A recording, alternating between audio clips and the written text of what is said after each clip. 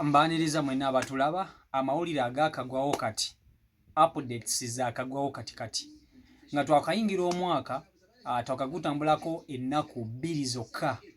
Amawulire agakagwawo Pastor Aloysius Bugingo bamukubye amasasi, abadde ne babadde nabo mu motoka okubadde driver neye driver afiiriddewo. Pastor Bugingo addusiddwa mu ddwaliro ekkulu e Mulago okufuna obujjanjabi naye nga akubiddwa amasasi.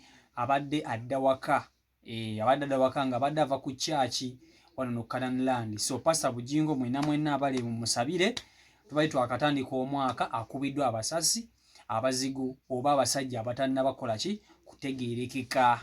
Pastor Aloysius Bugingo nanyini Salt TV nanyini Canaan Land akubiddwa amasasi gakagwawo kati hot news. Tubayi tulina okuvaayo okugababwa